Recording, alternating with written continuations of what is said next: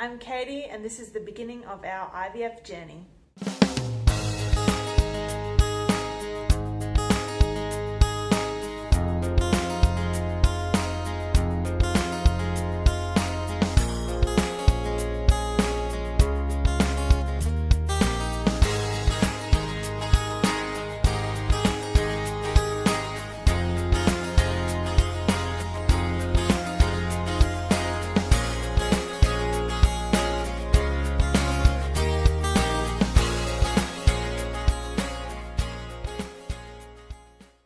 As I said, my name is Katie and my husband's name is Chad, and we have been married for almost 13 years. I was a pastor, a children's pastor, and have just stepped down to fully embark on this IVF journey. My husband Chad's an archaeologist who does FIFO, or fly in, fly out work. And we're getting ready to do this thing. And in our 13 years of married life, 11 and a half of them we have been trying to conceive. So we have never actually got up to the IVF part of our infertility journey, and this is the very first time we are doing this. So it's all new and a little bit nerve-wracking, but excited to start this next chapter in our life. About 3 years into us trying to conceive, I found out that I had PCOS, or polycystic ovarian syndrome. My husband Chad was diagnosed with a low count, and we were pretty much told that on our own we weren't going to be able to conceive. So from there we had a gamut of doctors, tests, and all that kind of stuff, years of diagnostics. Chad and I currently live in Perth, Western Australia.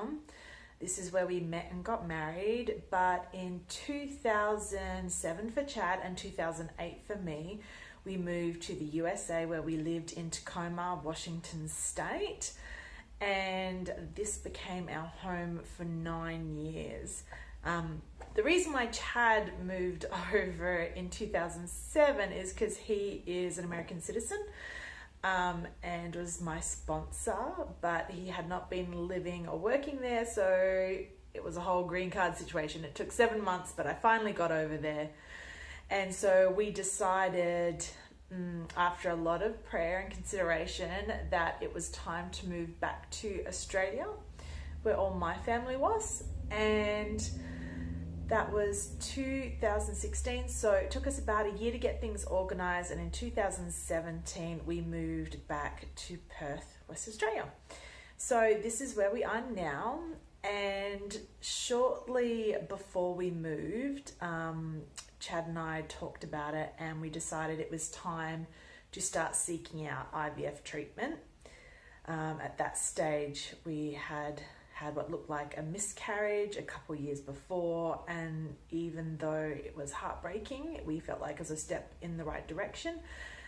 But now it was just time to move on from that, and we had tried to do it on our own and done everything we possibly could, and it still hadn't worked. So that's where we're up to now. Once we moved back to Perth, so that was in June of 2017, I started going to a women's health clinic and just trying to find out information of what are our options for IVF. There were 3 options for us, and that was a government program, which was a long wait list.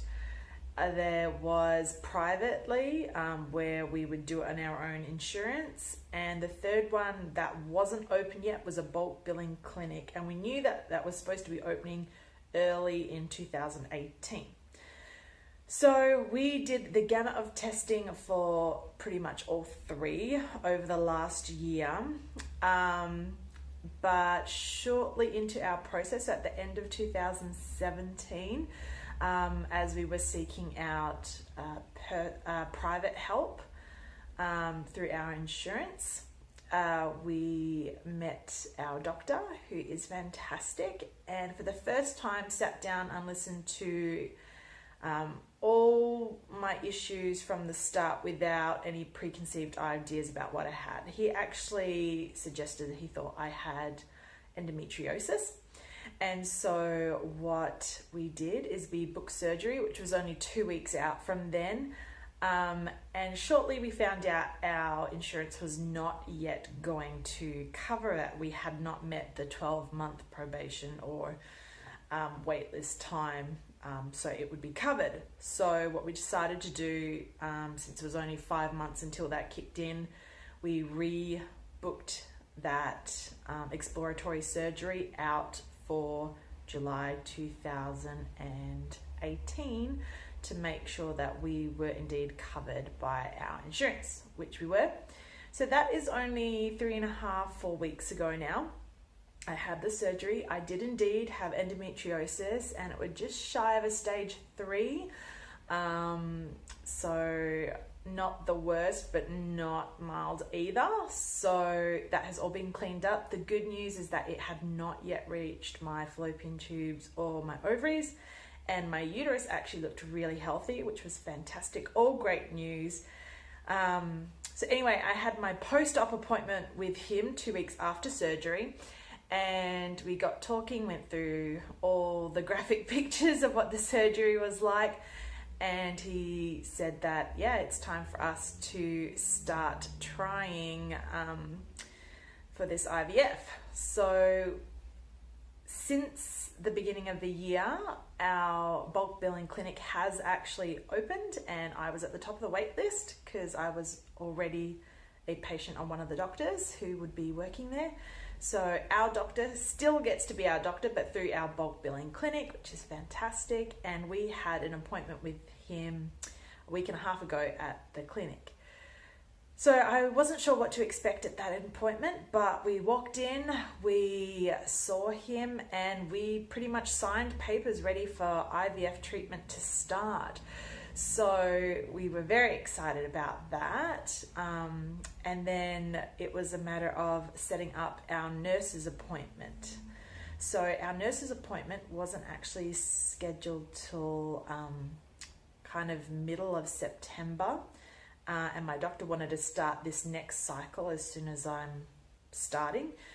And so I would actually miss a whole cycle if we had kept to that appointment. So I'd been calling every other day to see if any cancellations happened, and we got a cancellation appointment. And so we were getting ready to do our early nurses tests or nurse appointment, where they show us how to do all the medication and do the injections, and when they're all ready to go and the whole process. So bit nervous, but that's what we're getting ready to do, and that's where we're up to. So welcome to the beginning of our IVF journey. I hope you stick with us and you can see what it's going to be all about.